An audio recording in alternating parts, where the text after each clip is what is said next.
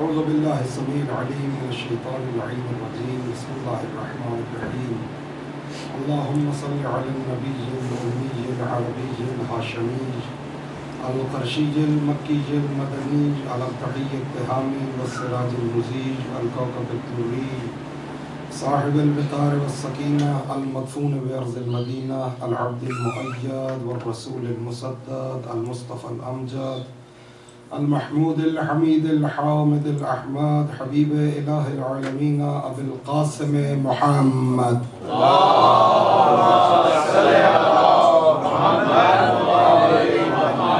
والصلاة والسلام على الحسين وعلى علي بن الحسين وعلى أولاد الحسين وعلى أصحاب الحسين وعلى أزواج الحسين وعلى إخوة الحسين وعلى أخوات الحسين الذين بذلوا مهجهم دون الحسين وعلى الأرواح التي حلت بفناء الحسين. أما بعد، فقد قال الله الحكيم في القرآن الكريم: بسم الله الرحمن الرحيم، إنا أعطيناك الكوثر فصل لربك وانحر إن شانئك هو الأبتر. صلوات.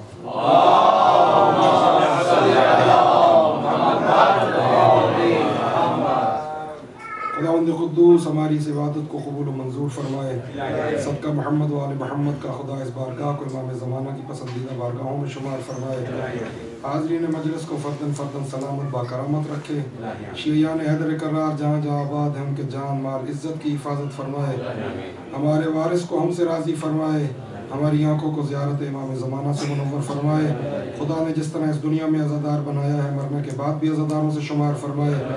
شہداء کے درجات عالی ہیں متعالی فرمائے. شہداء کے پسماندگان کو صبر جمیل اجر جزیل عطا فرمائے. آپ مل کے بآواز بلند درود بھیجیے. میں اپنا بیان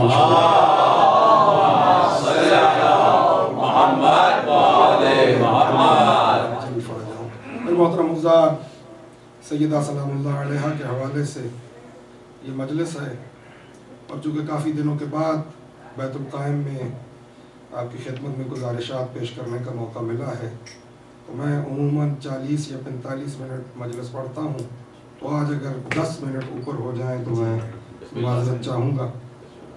دیکھیے، کہا اِنَّا تحقیق اعطینٰ کا، ہم نے آپ کو عطا کیا الکوثر، کوثر. تمہید کا وقت نہیں ہے. ایک ہے حق، ایک ہے عطا.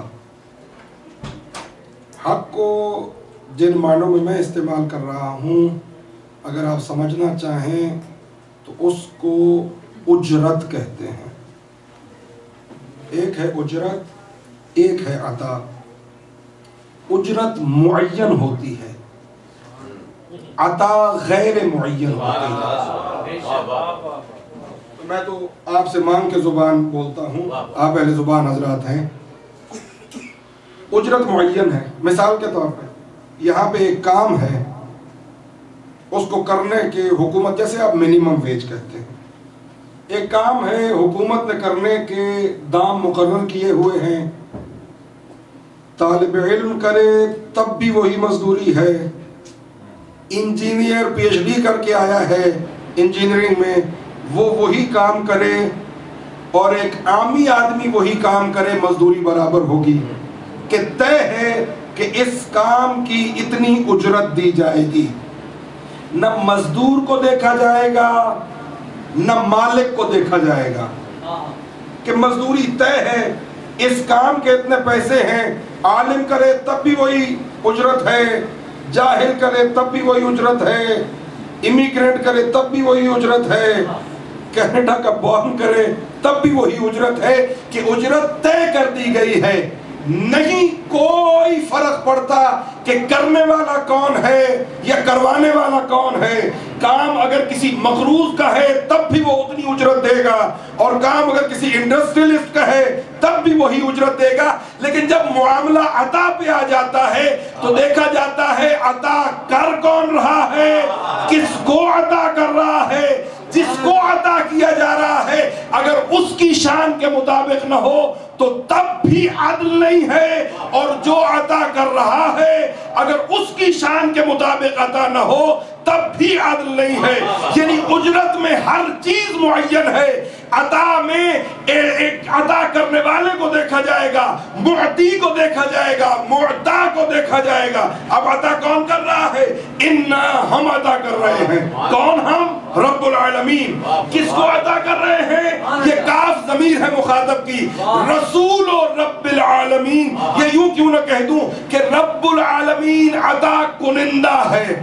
جس کو عطا کیا جا رہا ہے وہ رحمت للعالمین ہے. تو ذہن میں یہ سوال تو آئے گا کہ دینے والا رب العالمین ہو, لینے والا رحمت للعالمین ہو, تو کیا چیز عطا ہوئی ہوگی؟ تو اس کو آیت اللہ شوشتری کا جملہ یہ ہے کہ رب العالمین نے رحمت للعالمین کو سیدۃ النساء العالمین عطا کی.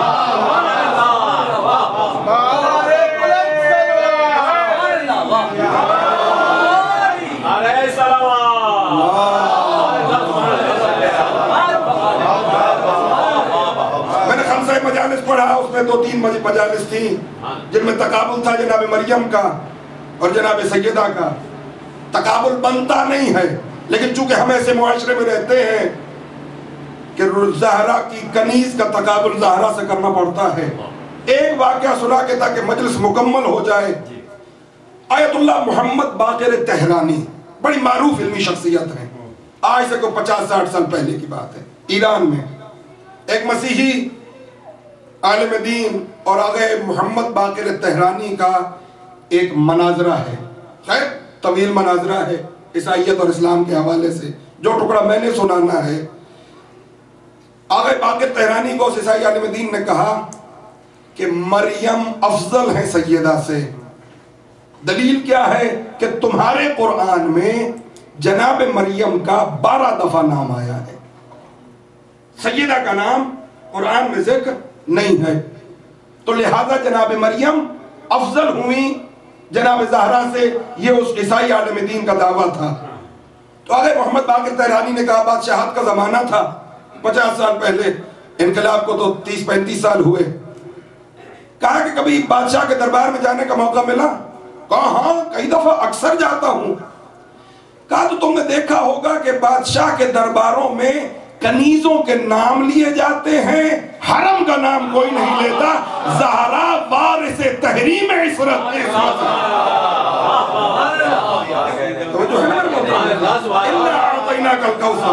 ہم نے تمہیں کوثر عطا کی. فصل لربک وانحر. مزدوری نہیں, اس عطا کے شکر کے اظہار کے لیے وہ رسول کہ جن کو قرآن نے کہا یا ایھا المزمل قم اللیل الا قلیلا, میرے رسول زیادہ عبادت مت کیجئے, آپ کے پاؤں کے ورم مجھ سے دیکھے نہیں جاتے. خود کو مشقت میں مت ڈالیے. نصفہ او انقص, آدھی رات یا اس سے بھی کم کر دیجئے. خدا کو پسند نہیں ہے کہ ذات مصطفیٰ کو تکلیف میں دیکھے. کہا کہ عبادت کم کر دیجئے.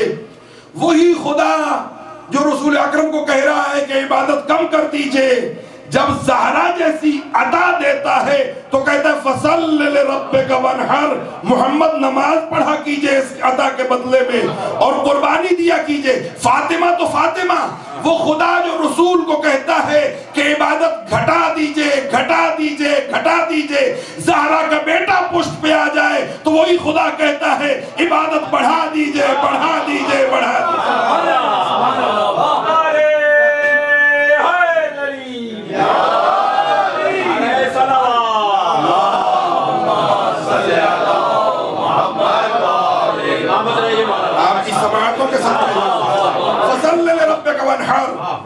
نماز پڑھا کیجئے, قربانی دیا کیجئے. ان شانئک ھو الابتر, تیرا دشمن بے نشان ہے, تیرا دشمن بے اولاد ہے. اب یہاں پہ قرآن کریم کے ترجمے میں میں کہتا ہوں کہ چونکہ آپ تو ماشاءاللہ جو اہل سنت ہیں وہ ہمارے شرک بھائی بنے ہوئے ہیں, کہ ان بدماشوں کی نظر میں ہم بھی مشرک ہیں, اہل سنت بھی مشرک ہیں. کیوں؟ دلیل کیا ہے؟ کہتے ہیں کہ یہ بھی عقیدے والے ہیں وہ بھی عقیدے والے ہیں. تو 100 کارڈ جو مسلمان ہیں وہ ایک ہی گروہ ہے جن کا عقیدے سے کوئی تعلق نہیں. نام ہے دیوبند، خدا کرتا کہ یہ دیوبند ہی رہتا. یہ کھل گیا ہے تو مصیبت آ گئی ہے. انہوں نے لکھا کہ یہاں کوثر سے مراد نہر ہے. نہریں نہیں ہیں، اگر نہر بھی ہے تو ایک ہی نہر ہے. یا کہا کہ دریا ہے، یا کہا کہ حوض کوثر ہے، یا کہا کہ اسلام ہے. کوثر سے مراد یہ اسی طرح ہے کہ آپ کسی صاحب کو کہیں کہ تمہارا بیٹا جاہل ہے، ان پڑھ ہے، اور وہ کہے آج ہی تو اس کو 0 میٹر گاڑی دلائی ہے. آپ کہیں کہ تمہارا بیٹا ان پڑھ اور جاہل ہے، وہ کہے کہ میں نے آج ہی اسے نئی گاڑی لے کے دی ہے، تو کیا اسے جواب صحیح دیا ہے؟ آپ کہیں کہ سنتے کم ہو یا دماغ میں خلل ہے کہ میں کہتا ہوں وہ ان پڑھ ہے، تم کہتے ہو میں نے گاڑی دلائی ہے. جس طرح نئی گاڑی دلانے سے ان پڑھ ہونے کا تانا نہیں ہٹتا، اسی طرح نہریں دینے سے بے اولاد ہونے کا تانا نہیں دھلتا. تعرف الاشیاء بأضدادہا، چیزوں کو اس کی ضد سے پہچانو. رات سمجھنی ہو تو دن کو دیکھو، علم سمجھنا ہو تو جہالت کی مصیبتوں کو دیکھو. یہاں ان شانئک هو الابتر بتا رہا ہے کہ رسول کو فاطمہ کے صدقے میں اولاد کثیر عطا کی ہے خدا نے. مصیبت کیا ہے؟ دیکھیے، ایک چیز ہوتی ہے راز. یہ راز بھی عجیب چیز ہے. راز کی تعریف کیا ہے؟ جو کسی کو بھی نہ پتا ہو وہ راز نہیں ہوتا. راز جو سب کو پتا ہو وہ بھی راز نہیں ہوتا. راز کہتے ہیں کسی کو پتا ہو، کسی کو نہ پتا ہو. یہ راز بتاتا ہے کہ جس کو پتا ہے اور جس کو نہیں پتا، یہ دونوں برابر نہیں ہو سکتے.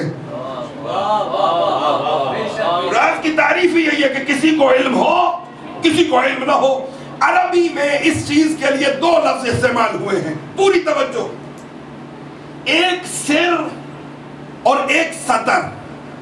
سطر عورتین آپ نے پڑھا ہوگا نماز جعفریہ میں، تحفۃ العوام میں، توضیح المسائل میں. سطر اور سر میں فرق کیا ہے؟ دونوں چھپانے کے لیے استعمال ہوتے ہیں. لیکن جو وجود خارجی رکھتی ہو، مثلا وجود خارج، یہ وجود ذہنی نہیں، خارج میں وجود رکھتی، جس کو حواس خمسہ سے درک کیا جا سکے، چھوا جا سکے، دیکھا. توجہ ہے؟ وجود خارج، وجود فی الخارج. اب اس کو انگلش میں کیا کہتے ہیں مجھے نہیں پتا. نہیں، ہارڈ ویئر نہیں، کچھ اور چھوا جا سکے. بہرحال جس کا وجود فی الخارج ہو، ایک فلسفیکل اصطلاح ہے انگلش میں بھی. یہ تو آپ نے صحیح کہا، لیکن جو فلسفی اصطلاح ہے وہ مجھے نہیں پتا کہ انگلش میں اس کو کیا کہتے ہیں، حالانکہ پری یونیورسٹی کلاس سے تو میں لے چکا ہوں. تو وجود فی الخارج جو رکھتا ہو، اس کو جو چیز چھپائے اس کو سطر کہتے ہیں. مثلا یہ انگوٹھی ہے، ظاہر ہے، وجود رکھتی ہے، چھوا جا سکتا ہے، چھپا دی، اس کو سطر کہتے ہیں. اور جو وجود فی الخارج نہ رکھتا ہو، اس کو چھپانے کے لیے سر استعمال ہوتا ہے. کوئی علی کی ولایت کو چھپائے، اس کو سر کہتے ہیں. اور کسی کی نگاہوں پہ ایسا پردہ پڑ جائے کہ اس کو علی نظر ہی نہ آئے تو اس کو سطر کہتے ہیں. سر راز کو چھپانا، بات کو چھپانا، نظریے کو چھپانا. سطر ظاہر کو چھپانا. اسی سے مستور نکلا ہے. عورتوں کو مستور نہیں کہتے، خواتین کو مستور نہیں کہتے. ہر خاتون مستور نہیں ہے، چونکہ مستور چھپی ہوئی چیز کو کہتے ہیں. ہر خاتون مستور نہیں ہے، لیکن ہر مستور خاتون ہے. عام گلیوں میں جاؤ تو کہتے ہیں، شیعوں کو کیا کہتے ہیں؟ بہرحال پنجاب کے یہ محاورہ ہے، خدا خبر آپ کے ہاں یہ مستعمل ہے کہ نہیں ہے.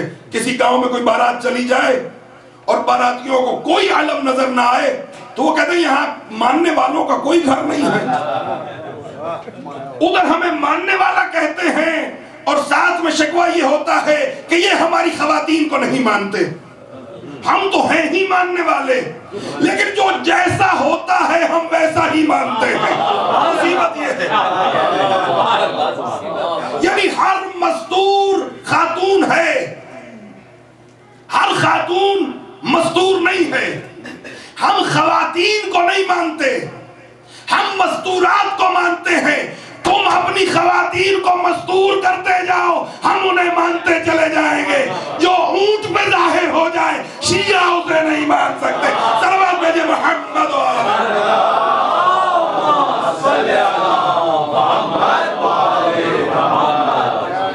آپ کہیں گے مولانا خطیبانہ جملے کہہ رہے ہیں. نہیں، آپ کو آج کی مثال دے دوں. 6 سال پہلے اسلام آباد میں ہے، بہرحال اسلام کا اجاڑا نام اسلام آباد ہے. اسلام آباد میں 6 سال پہلے یہ لال مسجد، خدا اس کو دوبارہ لال کرے، آپ نے دیکھا کہ عورتیں ڈنڈے لے کے سڑک پہ آ گئیں. زہرا کو نہ ماننے کا نقصان یہی ہوتا ہے، عورتیں ڈنڈے لے کے سڑکوں پہ آ جاتی ہیں، مرد برقعے پہن کے گھر سے نکلتے لگتے ہیں.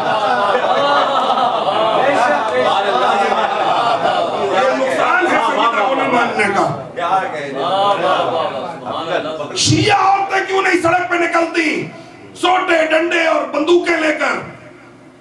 تم نے، وہ بھی ہماری بچیاں تھیں، پاکستان کی بیٹیاں تھیں. تم نے، مصیبت کیا ہے کہ تم نے انہیں جنگجو عورتوں کی سیرتیں پڑھائی ہیں، مستور کی سیرت نہیں پڑھائی. اگر مستور کی سیرت پڑھائی ہوتی مولوی الٹا لٹک جاتا، لڑکیاں باہر نہ آتی، کہتی کہ مستور اس وقت باہر نکلتی ہے جب آگے باپ کا سطر ہوتا ہے، پیچھے شوہر کا سطر ہوتا ہے. مل کے بعد بلند درود بھیجے محمد.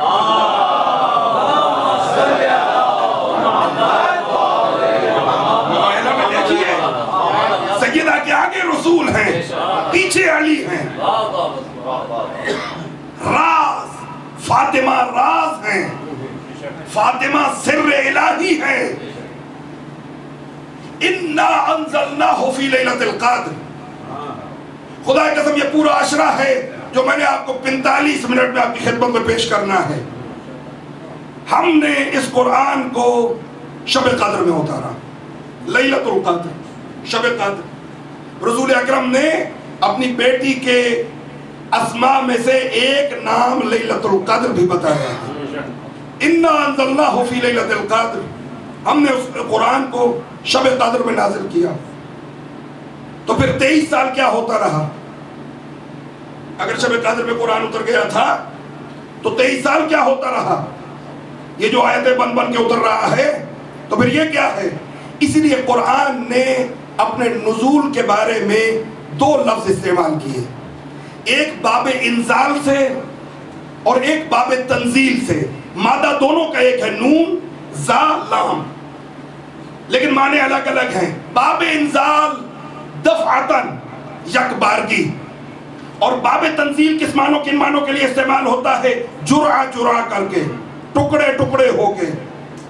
قرآن نے یہ دونوں لفظ کہہ کر اپنے بارے میں بتا دیا کہ ایک دفعہ لیلۃ القدر میں اترا ہے، دوسری دفعہ اہل بیت کا قصیدہ بن بن کے اترتا رہا ہے.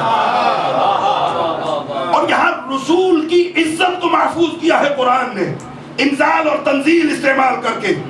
کیوں کہ لوگ کہتے ہیں کہ 23 سال قرآن نازل ہوتا رہا، رسول کو پتہ چلا کہ میں رسول ہوں 40 سال کے بعد، نعوذ باللہ. قرآن آہستہ آہستہ نازل ہوتا رہا، رسول پڑھتے رہے، علم آتا رہا. جب آخری آیت آئی، رسول پڑھ لکھ چکے، پہلے امی تھے نعوذ باللہ، جب پڑھ لکھ چکے تو خدا نے اپنے پاس بلا لیا. یہ کیا مصیبت ہے کہ جب ان پڑھ تھے نعوذ باللہ من ذالک تو یہاں بھیج دیا، جب پوری کتاب پڑھ لی تو واپس بلا لیا. یہ تشیع ہے کہ جو کہتی ہے کہ قرآن لوح محفوظ میں تھا، نگاہ علی و فاطمہ و مصطفیٰ اس کی تلاوت کیا کرتی تھی. پڑھو کہ نہیں آئے انزال و تنزیل. کیوں شب قدر میں اچھا کہہ دیتا کہ میں نے یک بار کی اتار دیا ہے، کیا ملائکہ تھا کہ ہم نے قرآن یک بار کی اتارا؟ جن کا انتظار تھا وہ آ گئے ہیں. میں آپ کو 2 دفعہ پوچھ چکا ہوں. صلوات بھیجی محمد.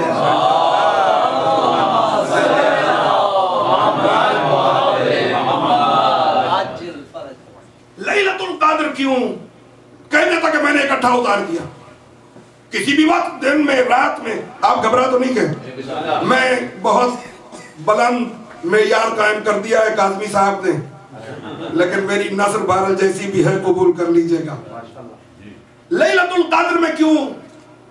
خدا اس رات کی نورانیت قرآن کے صدقے میں بڑھانا چاہتا ہے.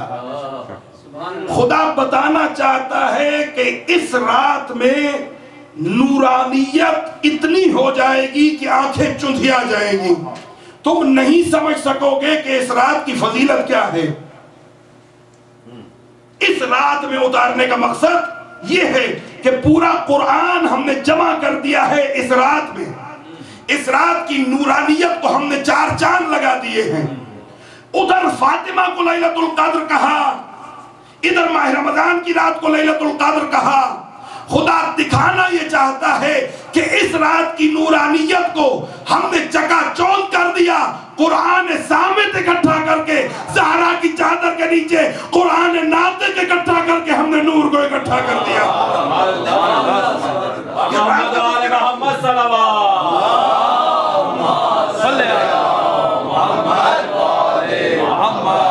وما ادراک ما لیلۃ القدر. تم کیا جانو لیلۃ القدر کیا ہے؟ یہ بہت بڑا سوال ہے قرآن کا. تم کیا جانو کہ لیلۃ القدر کیا ہے؟ یہ کیسا سوال ہے؟ میں جواب دے دیتا ہوں. میں نے کیا جواب دینا، خود خدا نے جواب دے دیا. سوال رکھا تم کیا جانو کہ لیلۃ القدر کیا ہے، اور ساتھ ہی کہہ دیا کہ اس میں ملائک اترتے ہیں، روح الامین آتے ہیں، امور لے کے ملائک اور روح الامین آتے ہیں. فجر تک یہ سلامتی کی رات ہے. تمہیں پیچھے کیا رہ گیا جاننے کو؟ اور چیز رہتی ہے آپ بتا دیں، میں آپ کو بتا دیتا ہوں. اس رات کے متعلق اگر آپ کو کچھ سمجھ نہیں آیا، خدا کہہ رہا نا وما ادراک ما لیلۃ القدر. تم کیا جانو، یہ جب خدا کہتا ہے نا وما ادراک ما لیلۃ القدر، تو اس کا معنی ہوتا ہے کہ کائنات عاجز ہے جاننے سے. میں کہوں کہ تم کیا جانو، میرا دعویٰ اپنے علم تک محدود ہے. جو مجھ سے بڑا علم رکھنے والا ہے اس کے لیے میرا دعویٰ قابل قبول نہیں ہے. جب خدا کہتا ہے وما ادراک ما لیلۃ القدر، تو اس کا معنی ہوتا ہے کہ کائنات عاجز ہے. کیسی عاجز ہے کہ طالب علم بتا رہا ہے کہ لیلۃ القدر خیر من الف شہر. پہلی بات کہ یہ 1000 مہینوں سے بہتر ہے. تنزل الملائکۃ والروح فیہا باذن ربہم. دوسری بات کہ ملائک اور روح الامین اپنے رب کے اذن سے اس رات میں اترتے ہیں. سلام سلامتی ہے ہی حتی مطلع الفجر، تب جب تک فجر کی روشنی ظاہر نہ ہو جائے. کوئی سوال آپ کی ذہن میں آتا ہے اس رات کے متعلق اور کچھ پوچھنا ہو تو میں عرض کر دیتا ہوں. تو پھر خدا نے اتنا بڑا دعویٰ کیا کر دیا کہ تم کیا جانو کہ لیلۃ القدر کیا ہے. معصوم سے پوچھا گیا مولا ایک اور دلیل عرض کر دے. تو بھی ماہ رمضان میں آقا کہہ رہے تھے کہ 16 ماہ رمضان سے آخر تک یہاں پہ باقاعدہ جماعت ہوگی، درس ہوں گے، مجالس ہوں گی، 3 شب قدریں بھی ہوں گی، آپ تشریف لائیں گے، اعمال کریں گے. تو پھر پیچھے جاننے کو کیا رہ گیا ہے؟ معصوم سے پوچھا مولا شب قدر کا تو بہت کچھ پتا ہے. خدا کہتا ہے وما ادراک ما لیلۃ القدر. کہا تمہیں علم نہیں ہے، یہ ماہ رمضان کی شب قدر کی بات نہیں ہے. یہاں لیلۃ القدر سے مراد فاطمہ ہے. کائنات اکٹھی ہو جائے معرفت فاطمہ حاصل نہیں کر سکتی. اور اس کی دلیل معصوم نے کیا دی؟ لیلۃ القدر یوں کیوں نہ کہہ دوں کہ پہلی آیت تولا کی آیت ہے، دوسری آیت تبرہ کی آیت ہے. لیلۃ القدر خیر من الف شہر. قربان جاؤں بلاغت قرآن کے. آپ تاریخ اٹھا کے دیکھ لیجئے، بنو امیہ کی منحوس حکومتیں 1000 مہینہ رہی ہیں. خدا کہتا ہے لیلۃ القدر خیر من 1000 شہر. یہ جو 1000 مہینے والے دشمن تھے یہ بے نام و نشان ہے. ان شانئک ھو الابتر. یہ بے نام و نشان ہے. فاطمہ کی معرفت کائنات نہیں سمجھ سکتی. معصوم کی روایت ہے کہ کائنات اکٹھی ہو جائے معرفت فاطمہ حاصل نہیں کر سکتی.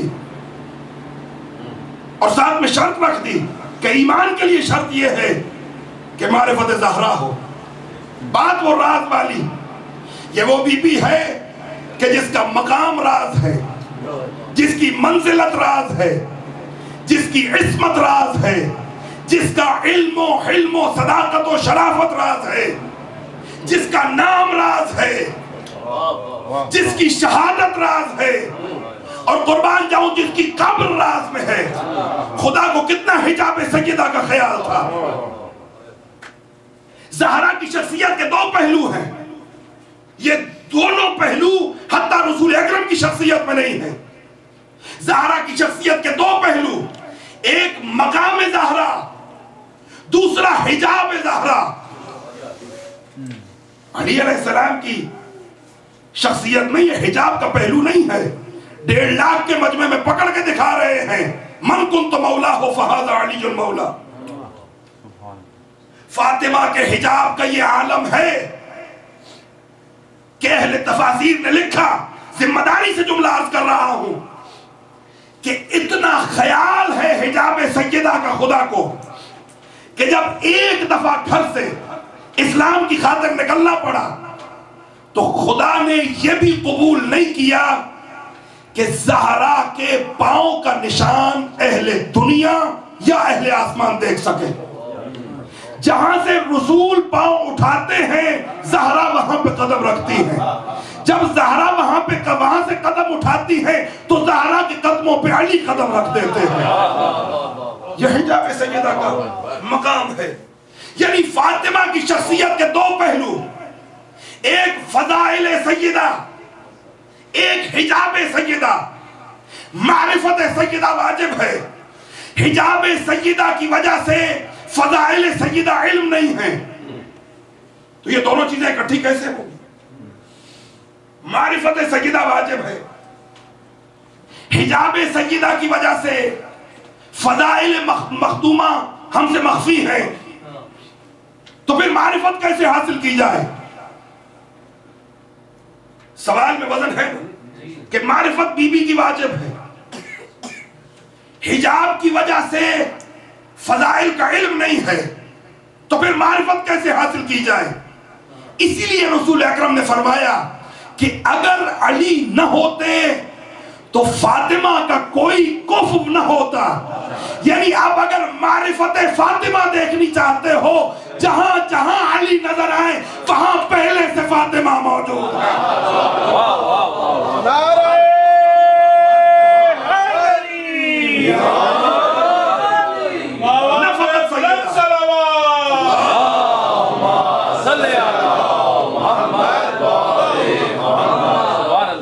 نفقت سیدہ جناب زینب عالیہ سلام اللہ علیہا جب ولادت ہوئی حسب معمول سیدہ نے بچی کو رسول اکرم کے ہاتھوں میں دیا. جیسے حسن و حسین حسب معمول فرمایا کہ بابا نام رکھ دیجئے بچی کا. کیا کہا رسول اکرم نے؟ اس کو زینب کہا. یہ نام نہیں ہے, خصوصیت ہے. زین لعب, باپ کی زینت. کیوں؟ یہ وہی حجاب کا مسئلہ ہے, یہ وہی راز ہے جو جناب زینب کے حوالے سے ہے. یہ رسول اکرم زینب کو زینب کہہ کر یہ بتا رہے ہیں کہ اگر معرفت زینب حاصل کرنی ہو تو زینب کی طرف مت دیکھنا, علی کی طرف دیکھنا. یہ زین اللعب ہے. حجاب سیدہ راز ہے میری بی بی کی معرفت. عزت و منزلت کا وہ پہاڑ ہے. کب آئی اس دنیا میں؟ اگر اجازت ہو تو جوانوں کو سمجھانے کے لیے. عرب کا معاشرہ ایسا تھا اس وقت کہ منبر کا تقدس اجازت نہیں دیتا کہ آپ کی خدمت میں وہ معاشرہ پیش کروں. نمونے کے طور پہ جو سب سے ہلکی بات ہے وہ آپ کی خدمت میں عرض کرتا ہوں. بیٹی کا کیا مقام تھا یہ آپ خیال کریں. جب سیدہ آ رہی ہے اس معاشرے میں, بیٹی کا کیا مقام تھا؟ زندہ گاڑ دی جاتی تھی. کیوں؟ بیٹیوں کو کیوں زندہ گاڑ دیتے تھے؟ کیوں دفن کر دیتے تھے؟ کہتے تھے کہ ہم کسی کو اپنا داماد بنانا بے عزتی محسوس کرتے ہیں. کسی کو داماد نہ بنانے کی خاطر آپ تاریخیں اٹھا کے دیکھ لیجئے. میرا خیال ہے میں نے کوئی نئی بات کر دی, یہ بات آپ کو نہیں پتا تھی کہ بیٹیوں کو دفن کر دیتے تھے زندہ کہ کوئی ہمارا داماد نہ بنے. یعنی داماد کے ہونے سے بچنے کے لیے نومولود بیٹیوں کو دفن کرنے والے بدو رسول اکرم کی خدمت میں جب بیٹیاں لائے تو ان کی عمروں کی بھی پرواہ نہ کی. یہ وہی معاشرہ ہے. تو پتہ چلا اتنے بدو نہیں تھے, کوئی انسان کا بچہ داماد ملتا نہیں تھا.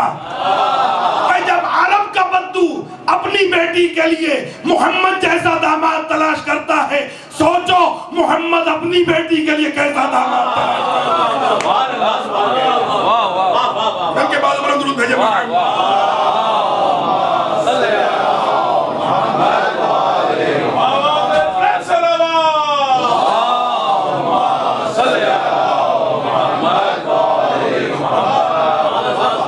اور یہ بھی روایت درست نہیں ہے کہ 9 سال کی تھی اور 8 سال کی تھی, ماشاءاللہ کافی بڑی تھی. بیوی کا مقام ذمہ داری سے عرض کرو مکہ میں ہوا کرتا تھا میلہ عکاظ کا. کاظمی صاحب یعنی دل ہلا دینے والی چیزیں ہیں.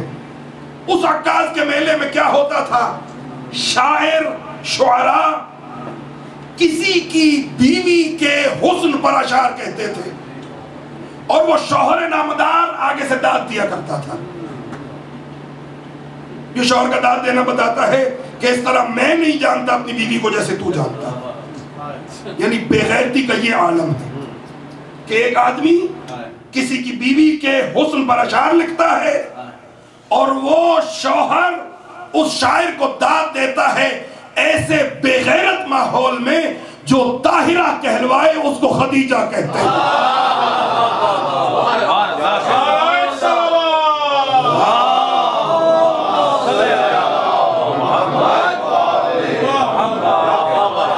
اور اجازت ہو تو مادر زہرا کی خدمت میں ایک جملہ اور عرض کر دوں.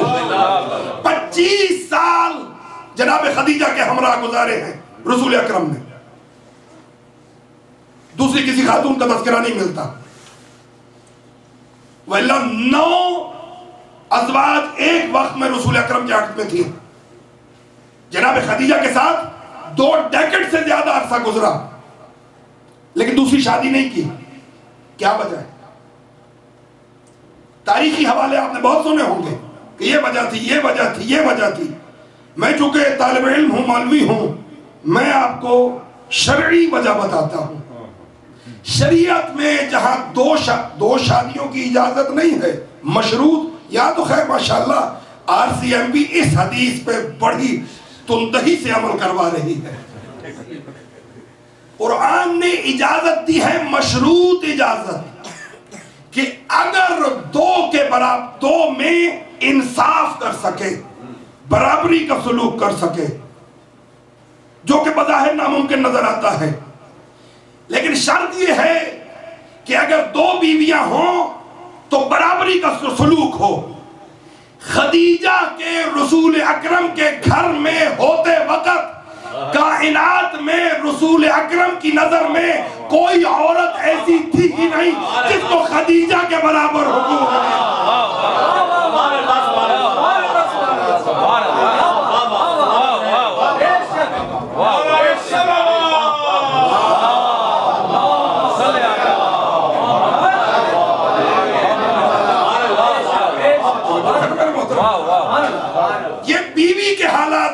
عرب کے معاشرے میں بہن، اسلام نے، اس گھر نے فریڈم آف ایکسپریشن دیا ہے بہنوں کو. معروف ہے کہ بہن قرآن پڑھ رہی تھی، ایک بھائی جس کی تعریفیں کرتے مولوی تھکتے نہیں، میں نے تاریخ میں یہ پڑھا ہے اس نے جب بھی مارا ہے بہن کو ہی مارا ہے. آیا گھر میں بہن کو مارا، بہنوئی کو مارا، سر پھاڑ دیے. یہاں تک تاریخ میں لکھا ہوا ہے کہ جو ٹیوٹر صاحب تھے جو قرآن پڑھانے آئے تھے وہ چارپائی کے نیچے چھپ گئے کہ بھائی بفرے ہوئے ہیں صاحب. بہن اور بہنوئی کو مارا. وہ اب یہ شیعہ عقیدہ بڑی کام کی چیز ہے، بڑی باریک چیز ہے. عقیدے والے کی نظریں بڑی باریک ہوتی ہیں، بڑا دوربین ہوتا ہے. اس بہن یہ عقیدے والی تھی نا.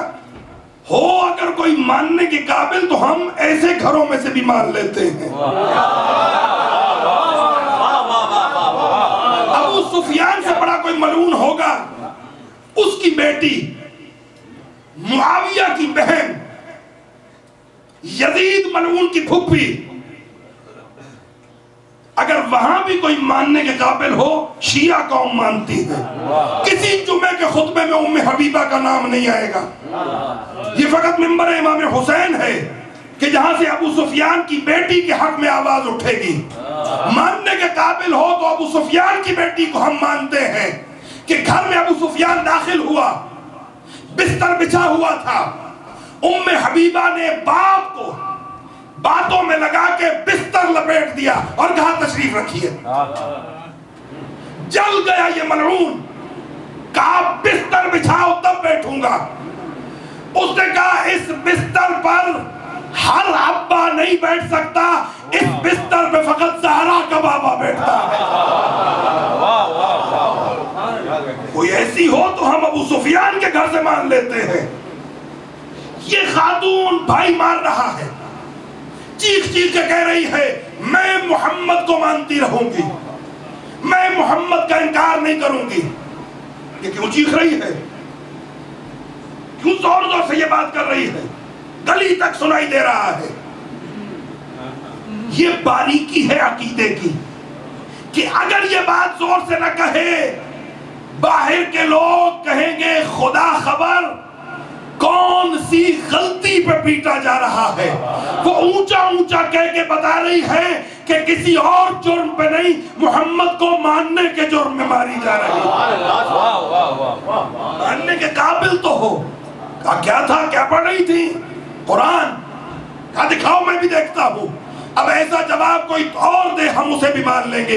اس نے کہا یہ پاک ہے تو پلید ہے، ٹکڑے کر دے تیرے نجس ہاتھوں میں نہیں دوں گی. صلوات بھیجئے محمد و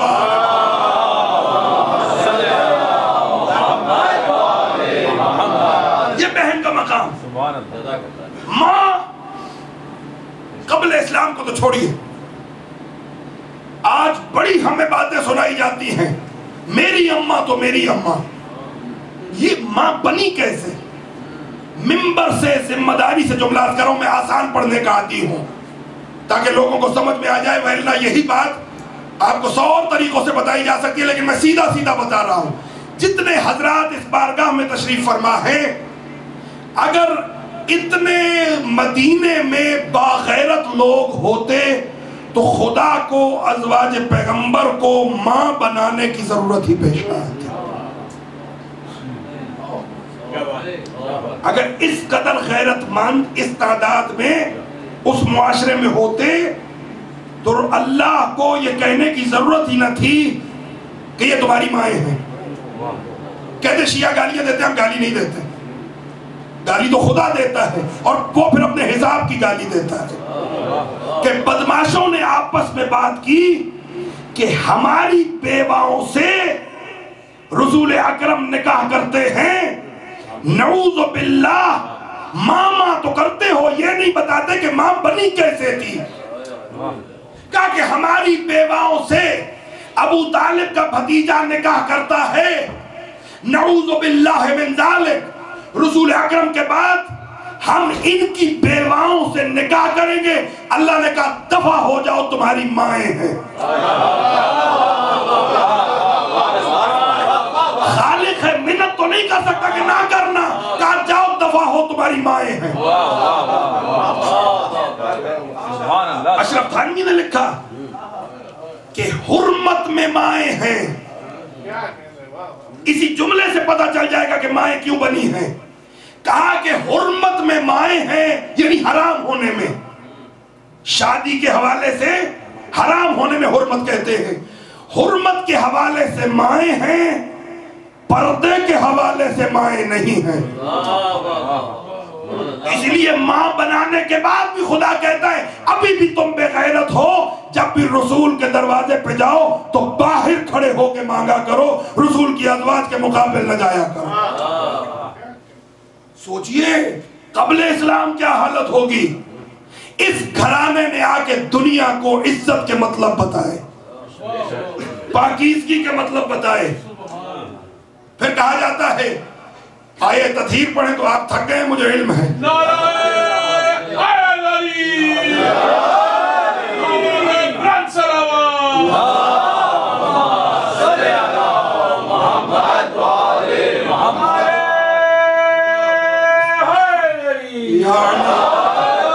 عموماً میں 40 منٹ پڑھتا ہوں, وہ پورے ہو گئے ہیں.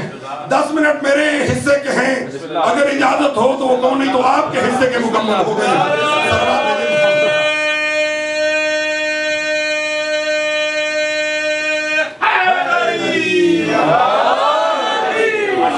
اسلام کیا کہتا ہے کہ عورت کنیز زہرا ہونی چاہیے, مرد کنیز غلام حیدر کرار ہو.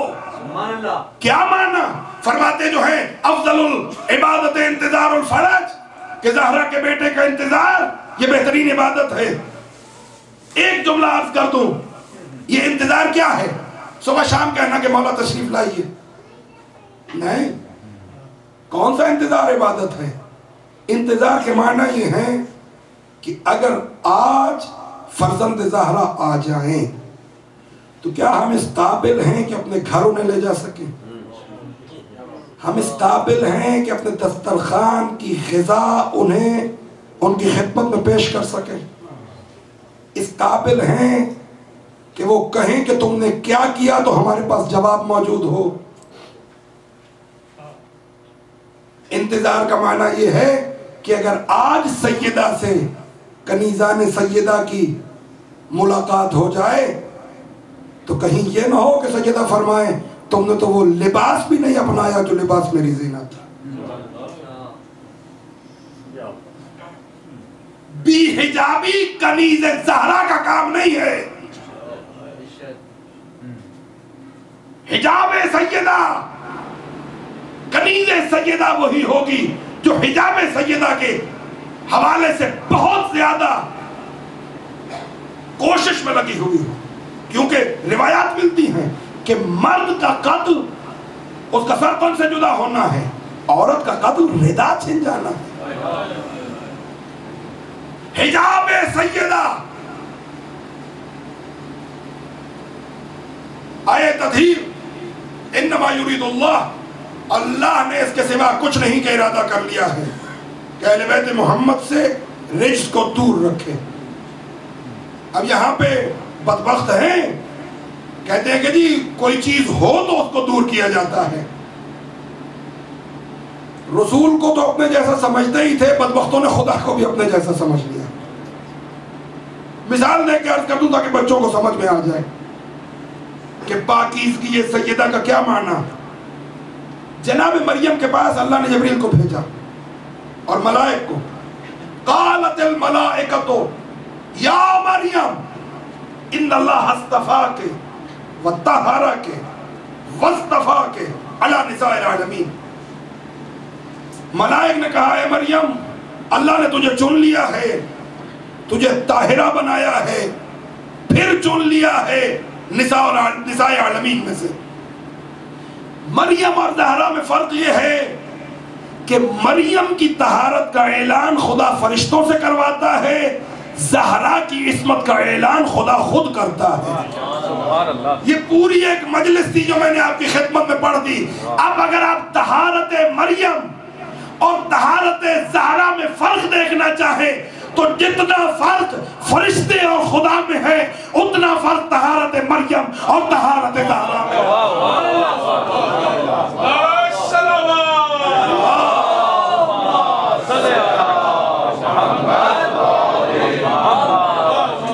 میں نے اس کو دور کر دیا۔ خطیبانہ جملہ ہے اور بڑا خوبصورت ہے، اکثر خطبہ پڑھتے ہیں، تو میں آپ کی خدمت میں عرض کر دوں تاکہ سمجھ میں آ جائے۔ کہا کہ آدم آئے، دو بیٹوں کی لڑائی ہوئی، جناب آدم نے کہا کیوں لڑتے ہو، تمہیں پتہ نہیں قیامت آنے والی ہے؟ کہا جناب آدم یہ نہیں۔ جناب نوح نے کشتی بنائی، لوگوں نے مذاق اڑایا، کہا خوف خدا کرو قیامت آنے والی ہے۔ جناب عیسیٰ، جناب نوح، جناب اسماعیل، جناب ابراہیم، قرآن کریم اٹھا کے دیکھیے، ان الساعۃ آتیۃ لا ریب فیہا، یہ بس آتیۃ کہتے ہیں کہ یہ کھڑی ہے، ایک قدم اٹھانا ہے اور اس طرف ہے۔ تو یہ کیسی نزدیک ہے جو آ کے نہیں دے رہی؟ ہزاروں سال گزر گئے، قیامت نہیں آئی۔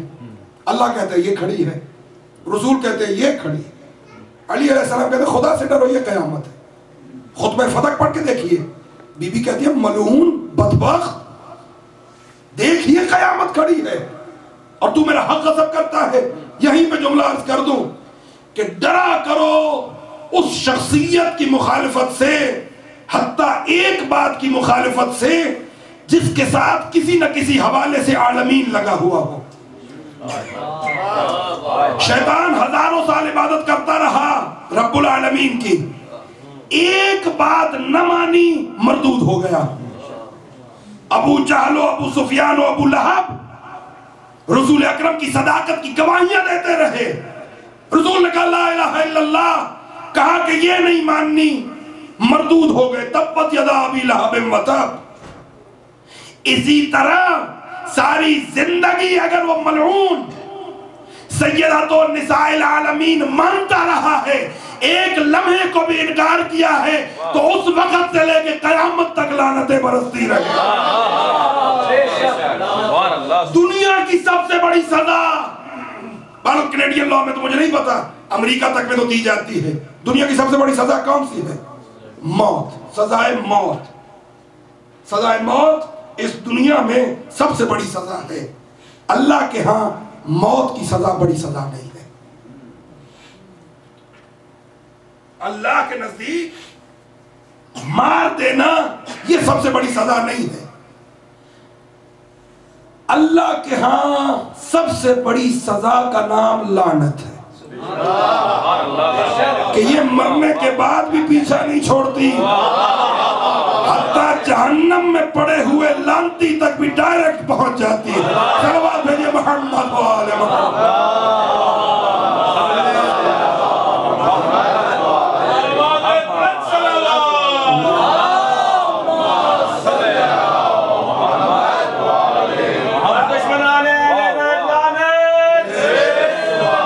آپ دیکھ لیجئے جہاں کہیں خدا غصے میں نظر آتا ہے کہتا ہے جا تجھ پہ لعنت ہے، مباہلے میں تو قصہ ہی تمام کر دیا، کہا اس دم سے لے کے قیامت تک جو جو جھوٹا ہے اس پہ خدا کی لعنت ہے۔ اب اپنے اپنے گھروں میں جھوٹے ڈھونڈتے رہنا اور خدا کی لعنتیں برستے دیکھتے رہنا۔ صلوات بھیجئے محمد و آل محمد۔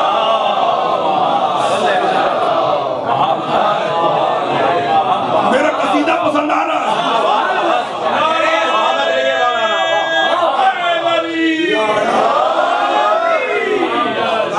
میں نے سمجھا تھا کہ فقط مجھے پیاس ہے یہاں آنے کی، لیکن دونوں طرف ہے آگ برابر لگی ہوئی۔ صلوات بھیجئے محمد و آل محمد۔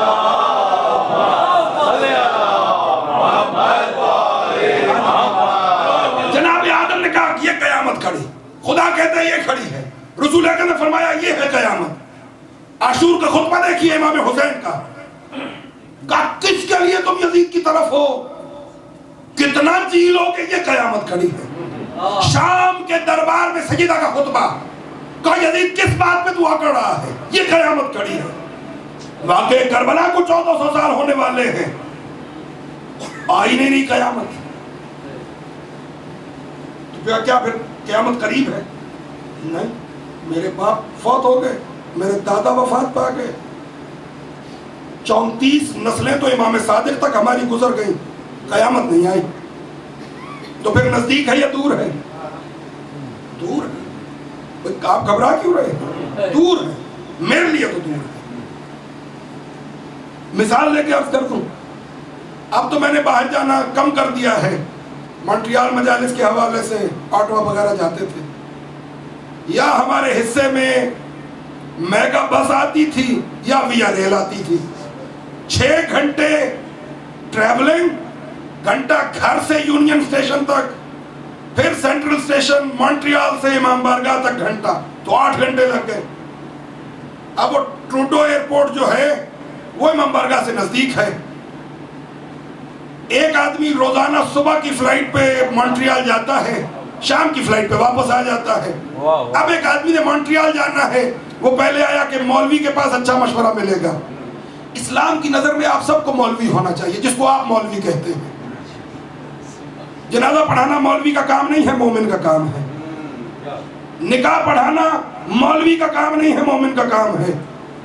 یہ سارے کام مومنین کے تھے، آپ نے فقط مولویوں کو دے دیے۔ جس کو آپ مولوی کہتے ہیں، اہل بیت کی نظر میں پوری قوم مولوی ہونی چاہیے۔ یہ سب چیزیں آپ پہ واجب ہیں۔ ضروری ہے کہ مولوی آ کے غسل دے، نہیں، ہر کسی کو پتہ ہونا چاہیے کہ میرا باپ مرے گا تو اس کو غسل کیسے دینا ہے۔ ہم نے چیزیں اپنی ذمے کی چیزیں چھوڑ دی ہیں، نہ یہ کہ مولوی بہت ضروری ہو گئے ہیں۔ توجہ ہے میرے محترم حضرات؟ اب وہ کہے کہ مولانا سے پوچھتے ہیں، وہ میرے پاس آئے کہ مونٹریال کہاں ہے، میں کہوں گا کہ او یار آدمی 2 ٹائلینول ہی ہوتی ہے نا، 2 ٹائلینول نہیں پڑتے، بہت دور ہے۔ اور اگر وہی آدمی اس شخص کے پاس چلا جائے جو 11 بجے جاتا ہے، 3 بجے کی فلائٹ پہ واپس آ جاتا ہے، وہ کہے گا مونٹریال یہ کھڑا ہے۔ ہمارے لیے قیامت بہت دور ہے، خدا جہاں سے دیکھتا ہے قیامت یہ کھڑی ہے۔ تو اب جملہ عرض کر دوں، اور جس کا نزدیک اتنا دور ہوتا ہے، جب وہ کہہ دے کہ میں نے نجاست اہل بیت سے دور کر دی ہے، اس کا دور کتنا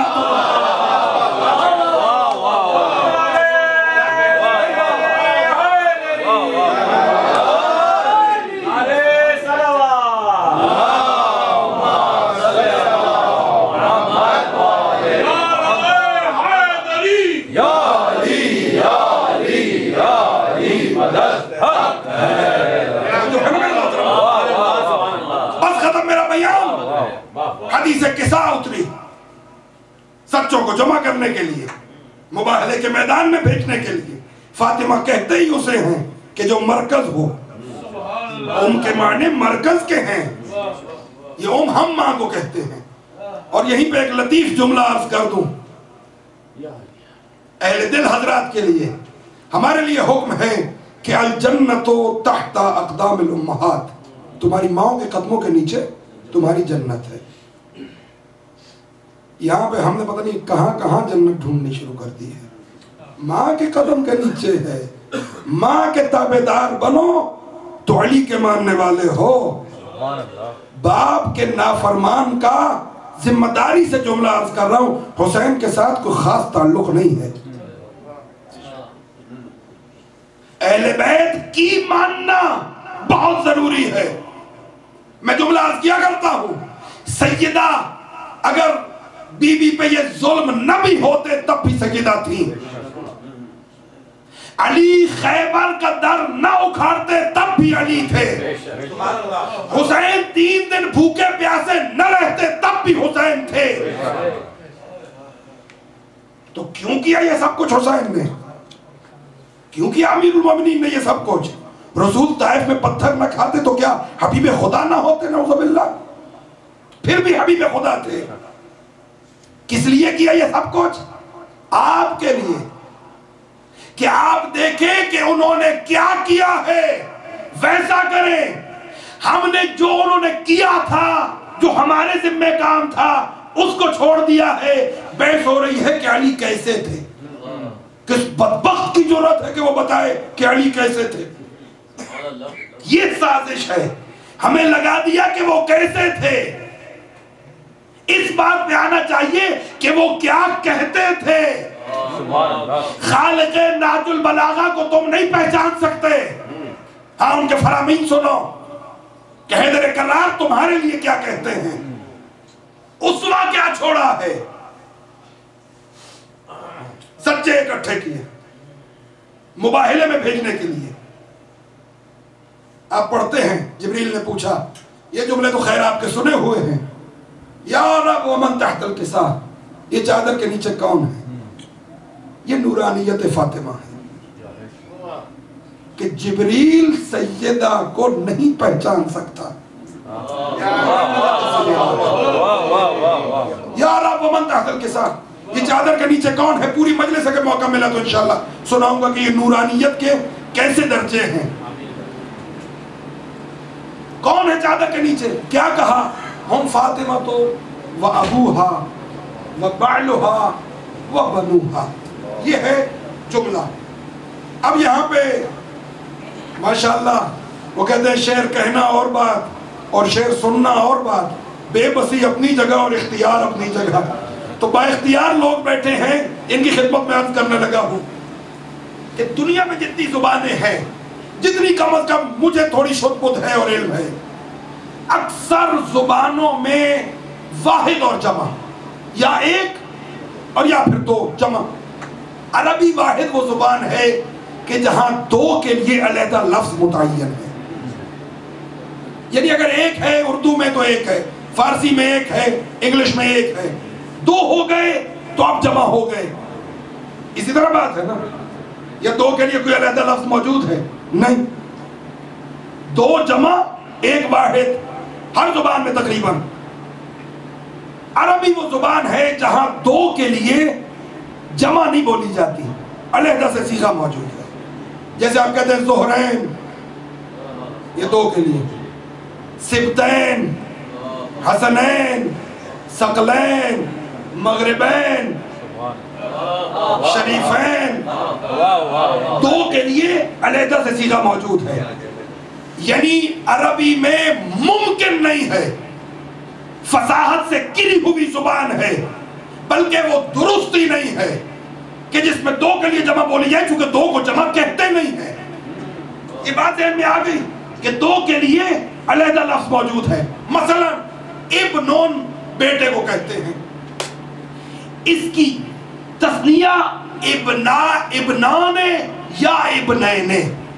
جب اضافت ہو تو تثنیہ کا نون گر جاتا ہے. جیسے آپ کہتے ہیں الحسن والحسین سیدے شباب اہل جنہ. یہ اصل میں تھا سیدین، دو سید، دو سردار.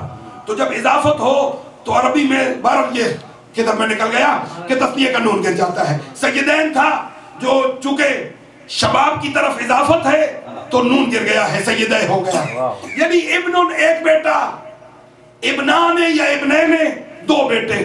چادر کے نیچے کون کون ہیں؟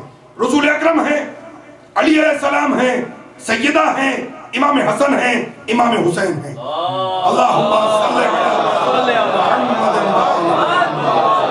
بس آپ کے بہت بڑے مسئلے کو حل کرنے لگا ہوں. کہا ہوں فاطمہ تو میری کنیز ہے، وہ ابوہا اور اس کا بابا ہے، وہ بعلہا اور اس کا شوہر نامدار ہے، وہ بنوہا ابناہا نہیں، ابنیہا نہیں، دو بیٹے نہیں، وہ بنوہا. بنو ہاشم نہیں آپ سنتے؟ بنو امیہ، بنو ہاشم یا بنو جمع کو کہتے ہیں. بیٹے دو ہیں، خدا کہتا ہے وہ بنوہا. اگر خدا کہتا ابناہا یا ابنیہا تو تطہیر منحصر ہو جاتی. حسین تک بنوہا کہہ کے بتا دیا کہ حسن سے لے کے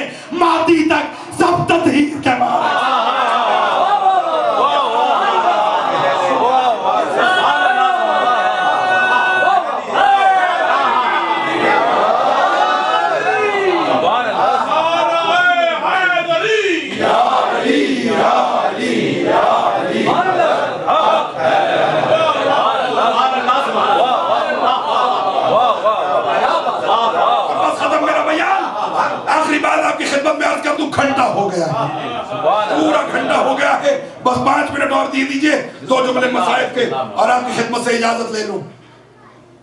رسول اکرم نے فرمایا، سادہ سی بات ہے اور سادہ سے طریقے سے آپ کی خدمت میں عرض کرنی ہے، کہا ان اللہ یغضب لغضبها ویرضی لرضاها۔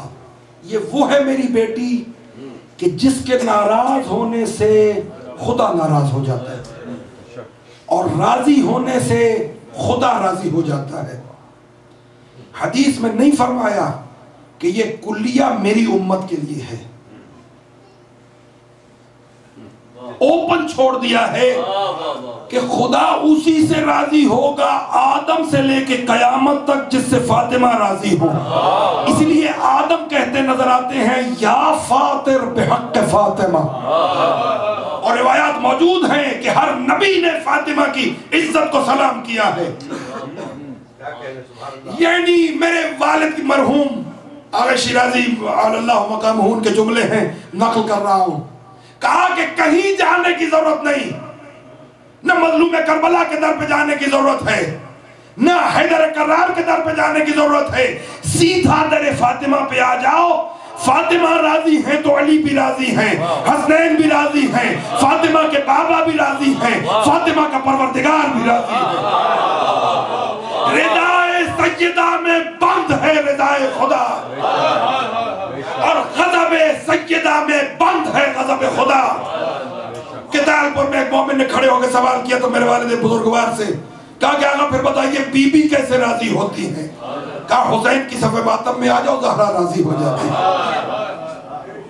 رضائے فاطمہ میں بند ہے رضائے خدا، غضب فاطمہ میں بند ہے غضب خدا۔ خدا کی قسم ہم شیعوں کی مجبوری ہے، ہم دلیل ماننے والی قوم ہیں، ہمیں بتاتے جاؤ جس سے فاطمہ راضی ہے ہم اس کو رضی اللہ کہتے جائیں گے۔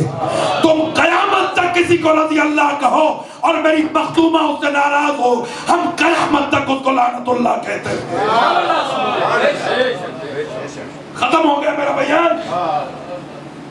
بڑی عظمت کے مالک ہیں علی، لیکن کسی کتاب میں نہیں ملتا کہ حیدر کرار آئے ہو اور رسول نے اپنی جگہ چھوڑ دی ہو۔ آپ آمادہ ہو گئے بس 2 جملے کہنے ہیں، بڑی عزت و عظمت کے مالک ہیں حسنین، لیکن کسی کتاب میں نہیں ملتا کہ حسنین آئے ہو اور رسول نے اپنی جگہ چھوڑ دی ہو۔ جب بھی جہاں بھی فاطمہ قام رسول اللہ مقام ہے، رسول اپنی جگہ سے کھڑے ہو جاتے، فاطمہ کو اپنی جگہ پہ بٹھاتے، خود دوسری جگہ بیٹھتے۔ نبی کا ہر کام یا سنت ہوتا ہے یا واجب ہوتا ہے۔ اگر بیٹی کی حیثیت سے یہ کام ہوتا تو مسلمانوں پہ یا واجب تھا یا سنت تھا کہ بیٹیوں کے لیے کھڑے ہوں، لیکن رسول حکم خدا کے تحت فاطمہ کے لیے اٹھتے ہیں، اور جو کام بالتکرار کیا جائے اس کو سیرت کہتے ہیں۔ سیرت کبھی نہیں بدلتی۔ میرا آپ سے ایک سوال ہے، میدان محشر صدارت محمدیہ میں لگا ہوا ہو، 1,24,000 انبیاء موجود ہوں، ان کی امتیں موجود ہوں اور میری مخدومہ آ جائے تو کیا بابا نہیں اٹھیں گے؟ جب رسول اٹھیں گے تو کل انبیاء اٹھیں گے، جب 1,24,000 انبیاء اٹھیں گے تو ان کی امتیں اٹھیں گی۔ میں کہتا ہوں ارمان اسی بات کا ہے کہ جس مخدومہ کے لیے پوری کائنات اٹھے، کافی دیر کمینے کے دربار میں کھڑی۔ اجرکم علی اللہ۔ بس ختم میرا بیان۔ آج کا وہ دور نہیں رہا کہ چھپا کے پڑھا جائے۔ حقیقت یہ ہے کہ بدماش نے بہت دیر کے بعد فاطمہ سے پوچھا کہ رسول کی بیٹی تم آئی کیوں ہو؟ کہا تم نے میری جاگیر میں سے میرے عمال کو نکال دیا ہے۔ کہا کون سی تیری جاگیر؟ کہا فتق مجھے بابا نے ہبہ کیا تھا۔ کہا کوئی دلیل؟ بسم اللہ الرحمن الرحیم پڑھ کے فاطمہ نے بابا کے ہاتھوں کی لکھی ہوئی تحریر دی۔ فضہ نے ایک خبیث کے ہاتھ میں دی. عزاداروں ذمہ داری سے جملہ عرض کر رہا ہوں. ایک کمینہ دوسرے کمینے کو دیتا تھا, دوسرا کمینہ تیسرے بدماش کو دیتا تھا. عزاداروں کافی دیر رسول کی بیٹی انتظار کرتی رہی, یا دوسرے ملعون نے جھپٹ کے وہ نوشتہ لیا. عزاداروں نوشتے کو پارا پارا کیا, زہرا کی کمر جھک گئی. کتب تواریخ بتاتی اگر یہی تک بات رہتی تو شاید زہرا برداشت کر جاتی, لیکن اس کمینے نے اس نوشتے پہ تھوکا, تھوک کے زمین پہ پھینکا, زمین پہ پھینک کے کوئی ایسی جسارت کی کہ فضہ کہتی ہے 18 سال کی فاطمہ کے بال سفید ہو گئے, حسین کی ماں ضعیف ہو گئی. عزاداروں آ گئی گھر میں فاطمہ. اللہ اکبر, میں کیسے پڑھوں اور تم کیسے سنو گے؟ وہ دروازہ جس پہ رسول کھڑے ہو کے اجازت لیا کرتے تھے, وہ دروازہ جہاں پہ رحمت للعالمین آگے کہتے تھے میرا سلام ہو اہل بیت نبوت پہ, عزاداروں اسی دروازے پہ 26 ملعون دھکا دے رہے ہو, کہتے فاطمہ دروازہ کھولو. فاطمہ کہتی تمہیں نہیں پتا یہاں رسول کھڑے ہو کے اجازت مانگا کرتے تھے. عزاداروں خالد بن ولید ملعون نے آگ لگائی ہے دیوار کو. ایک کمینے نے دیوار کو, دروازے کو پاؤں کی ٹھوکر ماری. جلتا ہوا دروازہ, گرتی ہوئی فاطمہ, اور میں کیسے پڑھوں کہ اس ملعون کے ہاتھ میں کوئی تعزیہ نہ تھا. عزاداروں زہرا زمین پہ گری, محسن شہید ہوئے. فضہ دوڑ کے آئی, کہا فضہ مجھے ہاتھ نہ لگانا, میری پسلیاں ٹوٹ گئی. سلمان فارسی کہتے ہیں کہ زہرا نے فضہ سے پوچھا علی کدھر ہے؟ کہا علی کے گلے میں رسیاں. مظلوم عالم ہے علی. عزاداروں کا علی کدھر ہے؟ کہا دربار میں لے گئے ہیں. عزاداروں سلمان فارسی کہتے ہیں کہ پہلو شکستہ زہرا دربار کی طرف نہ گئے, بابا کی قبر کی طرف جا رہی ہے. جب میں قبر پہ پہنچ گیا, کہا زہرا تجھے تیرے بابا کا واسطہ ہے, بد دعا نہ کرنا. عزاداروں زہرا نے کہا سلمان میرا محسن شہید ہوا, میں نے صبر کیا, میری پسلیاں شہید ہوئی, میں نے صبر کیا. سلمان میرا حق مارا گیا, میں نے صبر کیا, لیکن سلمان فاطمہ نہیں دیکھ سکتی کہ علی کو گرفتار کر کے دربار میں لے جایا جائے. میں کہتا ہوں بی بی علی کی گرفتاری نہیں دیکھی جاتی, علی تو مرد ہے. خدا خبر اس وقت کیا حال ہوا ہوگا جب تیری بیٹیاں, تیری بہویں ہاتھ پسے گردن بدے ہوئے, شرابی کا دربار, اور کمینہ بار بار پوچھتا ہے بتاؤ ان میں سے فاطمہ کی بیٹی کون؟ اللہ لعنت اللہ ماتم حسین. یا حسین یا حسین یا حسین یا حسین یا حسین یا